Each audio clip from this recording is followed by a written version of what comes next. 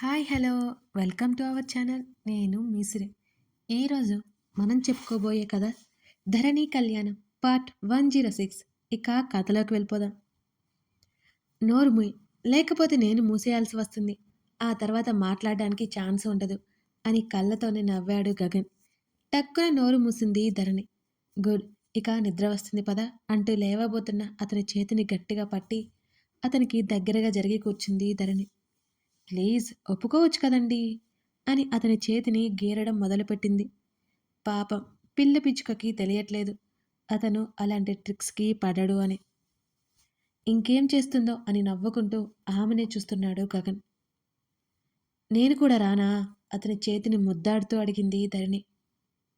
వచ్చి ఏం చేస్తావు అని అన్నాడు గగన్. మీ అంత కాకపోయినా నేను బాగానే చదువుకున్నాను, నేను వర్క్ చేస్తాను అని కళ్ళు మాత్రమే ఎత్తి చూస్తూ అంది ధరణి. నీకు హెల్త్ సరిగ్గా లేదు, ఆ విషయం గుర్తుందా అని అడిగాడు గగన్. అప్పటికే ఆమె నడుము అతని చేతుల్లో చిక్కుకుంది. ఇప్పుడు బాగానే ఉంది అని అంది ధరణి టక్కున. ష్యూరా అని అడిగాడు గగన్. అవును అని అతను ఒప్పుకుంటాడు అన్న ఉత్సాహంతో నవ్వుతూ తల ఊపింది ధరణి. నీకు దూరంగా ఉండడం చాలా కష్టం తెలుసా, బాగా అడిక్ట్ అయిపోయాను నీకు అంటూ ఆమె పెదవి చివరన ముద్దు పెట్టుకున్నాడు గగన్. ఆమె పెదవులు విచ్చుకున్నాయి. అందుకే నేను కూడా మీతో పాటు వస్తాను అని కళ్ళు దించి చిన్నగా చెప్పింది. అతను ఒప్పుకుంటాడు అనే నమ్మకంతో ధరణి. ఆమె మాట్లాడుతుంటే ఇద్దరి పెదవులు తాకుతూ ఉన్నాయి. ఆమె చుట్టూ అతని చెయ్యి బిగుసుకుంది. ఆమెను రెండు చేతుల్లో లిఫ్ట్ చేసి రూంలోకి నడిచాడు. బాల్కనీ డోర్ క్లోజ్ చేసి బెడ్ మీద దించాడు. లైట్ ఆపుతుంటే ఆపనివ్వలేదు ఆమెని. ఆమె మెడవంపులో అతని పెదవులు తగలగానే ధరణి కళ్ళు మూసుకుంది. ఆమె శరీరం నుంచి వేరవుతున్న చీరను గమనించి అతన్ని గాఢంగా హత్తుకుంది. ఆమె ప్రేమగా అతనికిచ్చే ప్రతిస్పందనలంటే అతనికి చాలా ఇష్టం. ఆమె ఇంట్రెస్ట్ అతనికి అలా అర్థమవుతుంది. ఈ మధ్య నేను నీ దగ్గర కూల్గా ఉండడం వల్ల నువ్వు ఎక్కువ చేస్తున్నావు అన్నాడు ఆమె చెవి దగ్గర అతని గుర్తొకటి అద్ది. నేనేం చేశాను?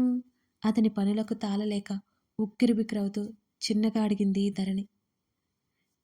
దూరం దగ్గరతో చెరిపేయాలి అని తెలీదా అంటూ ఆమెని ఆక్రమించుకున్నాడు ముద్దులను గుప్పిస్తూ. తెలుసు, అతని కళ్ళల్లోకి చూసింది ధరణి. తెలిసే ఊరుకున్నావేం అని అడిగాడు గగన్. దూరం తర్వాత దగ్గర బావుంటుందని అంటూ అతని మెడ మీద ముద్దు పెట్టింది ఆమె. అతనిలో కలిగిన కొత్త ఉత్సాహానికి తృప్తిగా అతని ప్రేమను ఆస్వాదించసాగింది ఆమె. కొంత సమయం ముందుకి వెళ్ళిపోయింది. అలిసిన కళ్ళతో అతన్ని చూస్తూ, అసలు విషయం మర్చిపోయాను, కావాలని గుర్తు లేకుండా చేశారు కదూ చిరుకోపంతో అతని ముక్కు మీద పంటిఘాటు అద్దింది. గగన్ పెదవులు అందంగా విచ్చుకున్నాయి. అతని మీసాల చాటున నవ్వు ఆమెకి కనిపించలేదు. ఎవండి అని అతని హృదయం మీద రాస్తూ అడిగింది. నువ్వు నైట్ అంతా నిద్రపోకూడదని అనుకుంటే నన్ను కదిలించు, లేకపోతే సైలెంట్గా పడుకో అని అన్నాడు గగన్. కోపంతో పళ్ళు నూరుకొని మరోవైపుకు తిరిగి పడుకుంది ధరణి. ఆమెను చుట్టుకుంటూ దగ్గరికి లాక్కుని చివరగా ఆమె భుజం మీద ఒక ముద్దు పెట్టేసి కళ్ళు మూసుకున్నాడు అతను. వెంటనే నిద్రపోయింది ధరణి. గగన్ ఎంత పనిలో ఉన్నా సరే మాటలు ఆమె ఫేస్లో వచ్చే ఎక్స్ప్రెషన్ గుర్తొస్తే నవ్వు ఆగదు. ఆమె ఒక రిఫ్రెష్మెంట్ అతనికి. ఆమె లేని అతని లైఫ్ ఎప్పుడూ ఫుల్ఫిల్ అవ్వదు. ఆమెకి దూరంగా అతను అసలు ఉండలేడు. ఆమె హ్యాపీగా ఉండేలా చూసుకోవాలని అతనెప్పుడూ అనుకోలేదు, కానీ అలాగే చూసుకుంటూ ఉంటాడు కూడా. అతనేం చేసినా ఆమె కోసం చేయాలనిపిస్తుంది అతనికి. వినయ్ తప్పించుకున్నాడు అనే విషయం గుర్తుకొచ్చి కొంచెం కలవరపడ్డాడు గగన్. హైడ్ అండ్ సీక్ ఆడుతున్న బ్లాక్ షీప్ త్వరలోనే దొరుకుతాడని గగన్ అంచనా. ధరణిని ఒకసారి చూసి ఆలోచిస్తూ కళ్ళు మూసుకున్నాడు గగన్. దేవ్ పెళ్ళి హైదరాబాద్లో చేసుకుంటే బాగుంటుందేమో అని అంది కళ్యాణి. నాకంత గ్రాండ్గా చేసుకోవాలని ఇష్టం లేదాంటీ. జాను వాళ్ళకు కూడా పట్టింపు ఏమీ లేదు. మన వాళ్ళ మధ్యలో సింపుల్గా జరిగితే చాలు అని అన్నాడు దేవ్. మరోసారి ఆఫీస్కి వస్తాను అని అడగాలని నోరు తెరిచింది ధరణి. ఆలోపే ఆమెను మాట్లాడనివ్వకుండా అతని స్టైల్లో ఆమె నోరు మూసివేశాడు గగన్. అతని జుట్టులోకి వెళ్ళిపోనిచ్చి మరొక చేత్తో అతన్ని గాఢంగా హత్తుకుంది. సూర్య పెళ్లి ఎలాగూ మా కళ్ళ ముందు జరగలేదు. నీదైనా చేస్తున్నామని సంతోషంగా ఉంది కానీ సింపుల్గా అంటే ఎలా అంటూ దేవుని చూసింది కళ్యాణి. అందులో బాధపడ్డానికి ఏముందంటే సూర్య దాత్రికి రిసెప్షన్ ఏర్పాటు చేయండి అని నవ్వుతూ చెప్పాడు దేవ్. నేను అదే విషయం మాట్లాడాను. వాడు ఒప్పుకుంటేనే కదా అని అన్నాడు అశోక్. ఎందుకు ఒప్పుకోవట్లేదు? అప్పుడంటే దాత్రి పేరెంట్స్ తనతో లేరని ఊరుకున్నాడు. ఇప్పుడు అడిగి చూడండి అంకుల్, ఖచ్చితంగా ఒప్పుకుంటాడు అని అన్నాడు దేవ్. ఏమో దేవ్, దాత్రికి ఇష్టమో లేదో ఒకసారి కనుక్కొని అప్పుడు ఆలోచిస్తాము. ముందు నీ పెళ్ళి అవ్వనివ్వు అని అన్నాడు అశోక్. అలాగేనన్నట్టు తల ఊపాడు దేవ్. వారం రోజుల ముందు పెళ్లి పనులు మొదలు పెడతాం. మేము పనులన్నీ చక్కబెట్టుకుని వస్తాం. ఈసారి నీ ఫ్రెండ్ కూడా లాక్కొచ్చేస్తాం అని అంది కళ్యాణి. దేవ్ నవ్వాడు ఆమె మాటలకి. తర్వాత హైదరాబాదు బయలుదేరారు కళ్యాణి, అశోక్లు. అప్పటికే 4 రోజుల నుంచి బ్రతిమాలుతోంది ధరణి. గగన్ వద్దు అనలేదు, రమ్మని అనలేదు. సండే రోజు ఇంటి దగ్గరే ఉన్నాడు గగన్. ఆ రోజు లేట్గా లేచాడు అతను. ధరణి గదిలో కనిపించలేదు. బాల్కనీలోకి వెళ్ళి ఒళ్ళు విరుస్తూ గార్డెన్లో కనిపించింది ధరణి. అక్కడే మొక్కల దగ్గర అటువైపుకి తిరిగి ఉంది. కొన్ని క్షణాలు ఆమెను చూసి ఫ్రెష్ అవ్వడానికి బాత్రూంలోకి వెళ్ళిపోయాడు గగన్. కాసేపటి తర్వాత కిందకి వెళ్ళి హాల్లో ఉన్న ఫ్యామిలీ మెంబర్స్ని పలకరించి గార్డెన్లోకి వెళ్ళిన గగన్కి మొక్కలకి నీళ్లు పెడుతూ కనిపించింది ధరణి. ఆమె దగ్గరగా వెళ్ళి నిలబడ్డాడు. అయినా పట్టించుకోకుండా ఏదో లోకంలో ఉండి నీళ్లు పక్కన పెడుతూనే కనిపించింది అతనికి. ఆమె భుజం మీద ముద్దు పెట్టగానే ఉలిక్కిపడి పైపు వదిలేసింది. వెనక్కి తిరిగి అతన్ని చూసి ఊపిరి పీల్చుకుంది ధరణి. ఏమైంది అని అడిగాడు గగన్. చెప్తే మీరు తిడతారు అని అంది ధరణి. కళ్ళు చిన్న చేసి చూశాడు. కల వచ్చింది, జరుగుతుందో లేదో అని ఆలోచిస్తున్నా అని కింద పడిన పైప్ తీసి మొక్కల పాదిలోకి పెట్టింది ధరణి. ఎప్పుడు పిచ్చి కలలు కంటూనే ఉంటావా అని ధరణి తల మీద తట్టాడు గగన్. నేనేం చేయను, అవే వస్తున్నాయంటూ అతనితో పాటు ఇంట్లోకి నడిచింది ధరణి. ఖాళీగా కూర్చుంటే వస్తూ ఉంటాయి. నీకు నచ్చిన వర్క్ ఆర్ ఏవైనా కొత్తవి నేర్చుకోవడానికి ట్రై చేయి అని అన్నాడు గగన్. నాకు డిజైనింగ్, ప్లాంటేషన్ అంటే ఇష్టం, ఇంకా కుకింగ్ అంటూ ఉత్సాహంగా ఆమె చెప్పుకుంటూ పోతుంటే ఆమె మనసు అతనికి ఇంకా తెలియదేమో అనుకున్నాడు గగన్. ఆమె భుజం చుట్టూ చేతిని వేసి కనత మీద ఉద్వేగంగా ముద్దు పెట్టాడు ఆమెకి. ఏమైంది అని అడిగింది ధరణి అయోమయంగా. ఏమీ లేదు, షాపింగ్కి వెళ్దాం పదా అని అన్నాడు గగన్. షాపింగ్కి ఎందుకు అని అడిగింది ధరణి. పిచ్చా నీకు విసుగ్గా ముఖం పెట్టుకున్నాడు గగన్. అయ్యో అది కాదండి, అంటే ఏ అకేషన్ లేదు కదా, అత్తయ్య నా కోసం చాలా తీసుకున్నారు, డబ్బులు దండగా ఎందుకు అని అంటూ అతను చూసే చూపుకి నోట్లోనే మాట ఆపేసింది ధరణి. నాకు ఇరిటేషన్ తెప్పించుకోకుండా తిక్కగా క్వశ్చన్స్ వేయకుండా బయటికి వెళ్దాం పదా అని అన్నాడు గగన్. అలాగే అన్నట్టు గుండ్రంగా తల ఊపింది ధరణి. బ్రేక్ఫాస్ట్ చేసి ఇంట్లో చెప్పి ఇద్దరూ షాపింగ్కి బయలుదేరారు. కారులో వెళ్తుండగా గగన్ ఫోను మోగింది. డాష్ బోర్డ్ దగ్గర ఉన్న గగన్ ఫోన్లోకి తొంగి చూసింది ధరణి. అంజు అని ఉంది. ఆ చుంచు మొహంది ఇంకా మా ఆయన్ని వదలలేదా? ఆ అమ్మాయి ఇక జోలికి రాదని ఆయన చెప్పారు కదా, మళ్ళీ ఆయనకే కాల్ చేస్తుందేంటి అని మనసులోనే అనుకుంది ధరణి. పాపం గగన్ వైల్డ్నెస్ ఆమెకి తెలియక. ఏమైంది అని అన్నాడు గగన్ మాడిపోయిన ఫేస్ పెట్టుకున్న ధరణిని చూస్తూ. ఏం లేదు అన్నట్టుగా అడ్డంగా తల ఊపింది ధరణి. కొంత సమయం తర్వాత ఫోన్ ఆఫ్ అయిపోయింది. ఫోన్ లిఫ్ట్ చేయొచ్చుగా అండి అని గగన్ వైపు చూస్తూ అంది ధరణి. తర్వాత మాట్లాడతాను అని రోడ్డు వైపే చూస్తూ అన్నాడు గగన్. మళ్ళీ గగన్ ఫోన్ మోగింది. వెంటనే ఫోన్ తీసి చెవి దగ్గర పెట్టుకుని, బుద్ధి లేదా నీకు, ఎన్నిసార్లు ఫోన్ చేస్తావు, లిఫ్ట్ చేయకపోతే పక్కన వాళ్ళు బిజీగా ఉన్నారని తెలీదా అని గగన్ ఏమంటాడో అని పట్టించుకోకుండా గట్టిగా అరిచింది ధరణి. ఆపోజిట్ నుంచి ఎటువంటి రియాక్షన్ రాకపోవడంతో గగన్ వైపు చూసింది. అతను ఆమె వైపు కనీసం చూడకుండా రోడ్డు వైపే దృష్టి పెట్టాడు. హలో అని పిలిచింది ధరణి. నీ తిట్లయిపోయాయా, ఇంకేమైనా బ్యాలెన్స్ ఉన్నాయా అని అంటున్న సూర్య గొంతు వినిపించింది. సూర్య అని ఆశ్చర్యంగా అంది ధరణి. గగన్కి సూర్య ఎందుకు కాల్ చేశాడో అసలు అర్థం కాలేదు. ధరణి వైపు ఒకసారి చూసి మళ్ళీ డ్రైవింగ్ చేయడం మొదలుపెట్టాడు గగన్. అవును నేనే అన్నాడు తాపీగా. ఎందుకు చేశావు అని అడిగింది ధరణి. ఫోన్ కాల్ ఎందుకు చేస్తారు, మాట్లాడడానికి అంటూ పళ్ళు నూరాడు సూర్య. నువ్వు మాట్లాడాలి అంటే నా ఫోన్కి చేయాలి కదా, మరి ఆయన ఫోన్కి ఎందుకు చేశావు అని అడిగింది ధరణి. మీ ఆయన గారితో పనుంది కాబట్టి అని అన్నాడు సూర్య. ఏంటది అని అనుమానంగా అడిగింది ధరణి. ఒక్కింత ఆశ్చర్యంగానే చూసింది. నీతో చెప్పేది కాదులే అన్నాడు సూర్య. మర్యాదగా చెప్పు అని అంది ధరణి. గగన్ చిన్నగా నవ్వాడు. చెప్పను అన్నాడు సూర్య. చంపుతా అని చిన్నగా అంది ధరణి. ముందు ఫోన్ మీ ఆయనకి ఇవ్వు.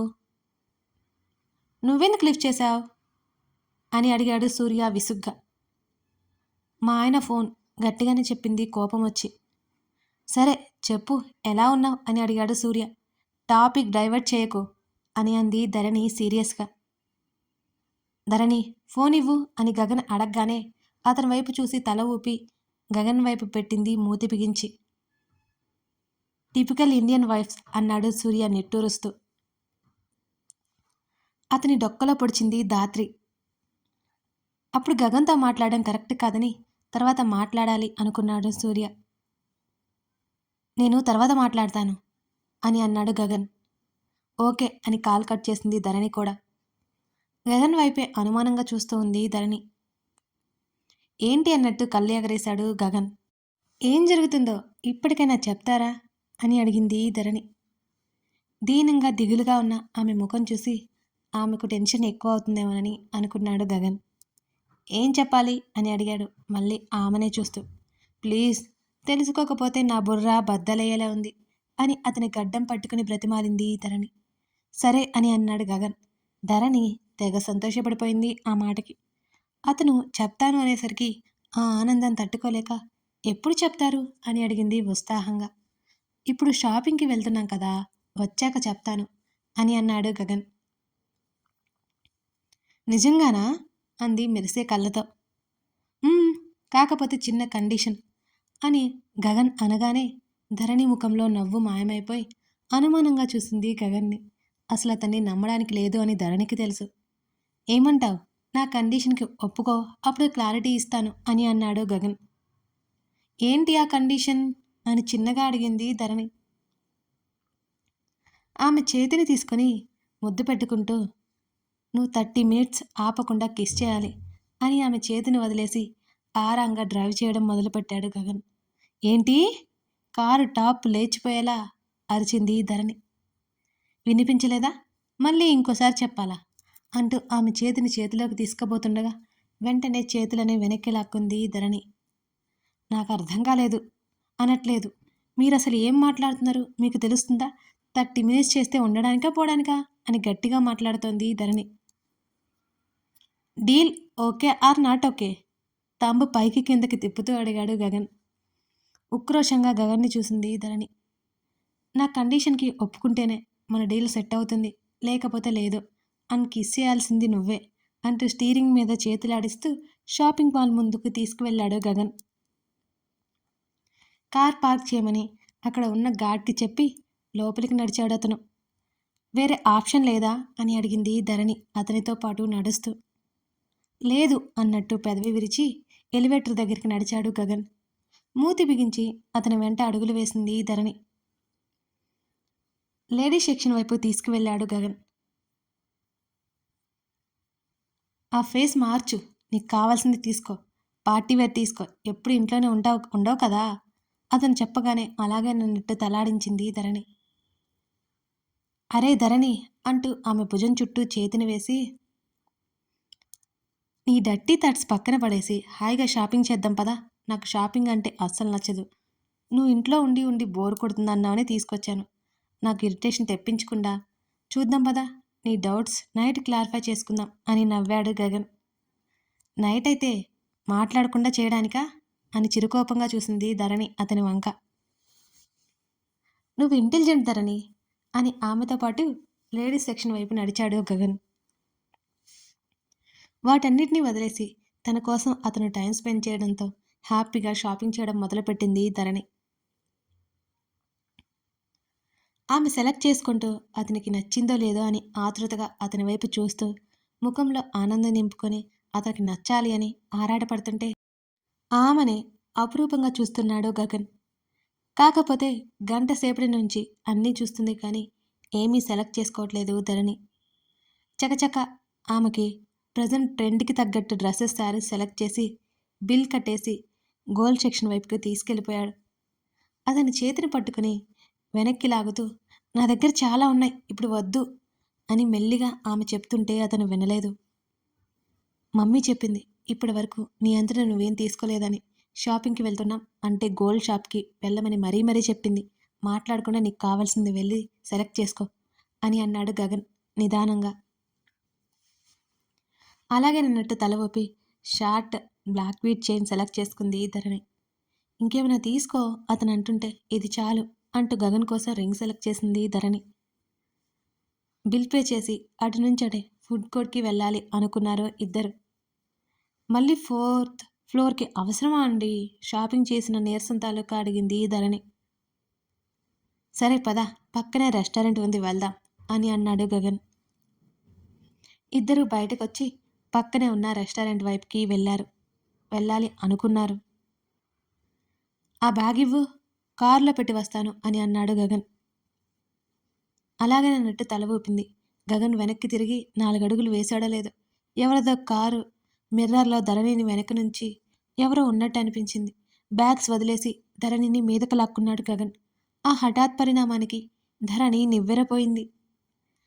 ధరణిని కత్తితో పొడవాలి అని అనుకున్న అతను గగన్ ధరణిని లాగడంతో ముందుకు పడిపోయాడు. అక్కడ వాతావరణం అంతా గందరగోళంగా మారింది. ఎటోళ్ళటు పరుగులు తీయడం మొదలుపెట్టారు. ధరణిని అతని వెనకగా జరుపుకుని అడ్డుగా నిలబడ్డాడు గగన్. మర్యాదగా ఆ అమ్మాయిని నాకు అప్పగించు లేకపోతే కత్తితో పొడి చేస్తా అని అన్నాడు ఆ వ్యక్తి. రియల్లీ అప్పగించకపోతే అని అన్నాడు గగన్.